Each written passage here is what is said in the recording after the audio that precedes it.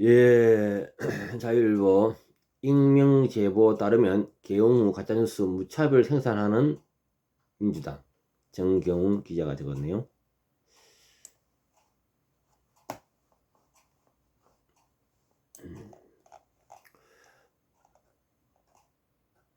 지난달 3일 윤석열 대통령의 취임 선포 이후 지금까지 한 달이 넘는 기간 동안에 가장 많은 가짜뉴스를 만들어 퍼뜨린 건 더불어민주당이다. 윤 대통령에 대한 불법 체포영장 집행과 관련해서도 민주당은 대통령 경호처와 관련해 수많은 가짜뉴스를 만들어 유포한 뒤 아니면 말고 식으로 대응하고 있다. 이때 사용하는 마법의 단어가 익명의 제보에 따르면 지난 13일 윤건영 민주당 의원은 MBC 라디오 김종배의 시선 집중에 출연해 경호관들이 관제에 키우는 반려견들을 옷을 구입했다. 윤 대통령의 내외가 휴가 기간에 경호처 직원들의 동원에 노래방 기계들을 설치한다거나 폭주놀이용 폭죽을 사라고 시킨 거나 이런 일에 경호관들을 동원했다고 제보들을 쏟아놨다고 주장했다.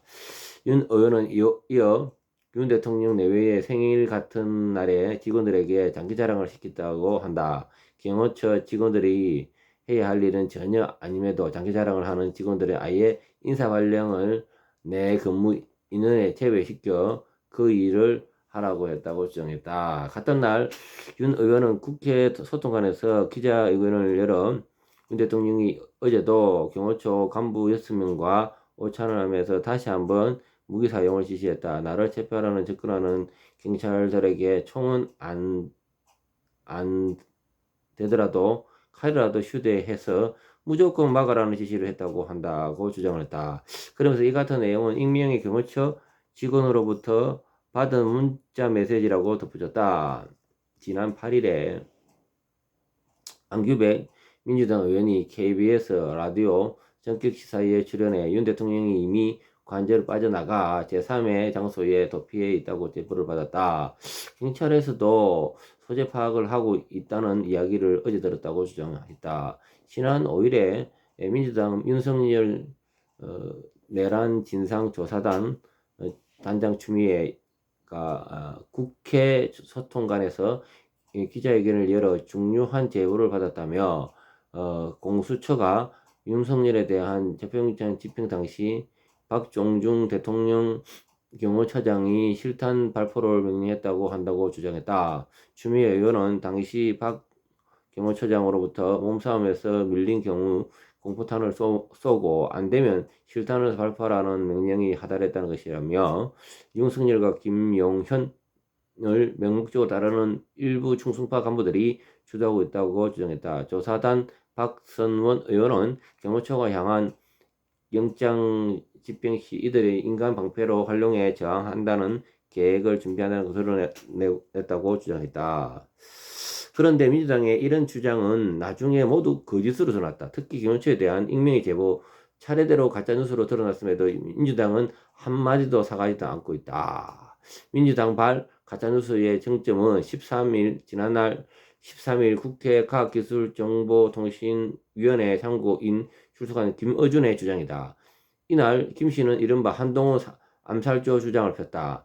계엄 선포 당일 체포되는 한동훈을 사살하고 조국, 양정철, 김어준을 체포해 호송하는 부대를 습격해 구출하는 신용을 하다 도주한다. 특정 장소에 북한군을 군복을 매립한다. 일정 시점 후 군복을 발견된 후 북한 소행으로 발표한다는 것을 주장이었다. 김 씨는 여기서 더해 미군 몇 명을 죽여 미군이 북폭을 하게 유도한다는 주장도 했다. 드론을 평양으로 보내 북한의 도발을 유도해 전쟁을 일으키려고 했다는 민주당의 주장과 일맥상통한다는 내용이었다. 김 씨는 이런 주장의 출처와 근거에 대해서 국내의 대사관에 있는 우방국이라고 주장했다. 하지만 이 주장들은 이후 모두 가짜로 드러냈다. 민주당이 만들어내는 이런 가짜뉴스는 언론에서 팩트 체크를 한 후 보도하거나 보도하더라도 해당 내용은 신빙성을 담보할 수 없다고 전하는 게 정상적이다. 하지만 유 대통령의 탄핵소추안이 지난달 14일 국회에서 통과된 뒤 소위 레거시 미디어라 불리는 공중파와 종파, 주요 일간 매체는 내용 확인 없이 민주당 공공공 의원에게 따르면 이라며 민주당발 가짜뉴스를 무차별 살포 확산하고 있다. 소위 자칭 우파 신문도 예외가 아니다. 예, 이렇게 가짜뉴스를 이렇게 생산하고 있네요.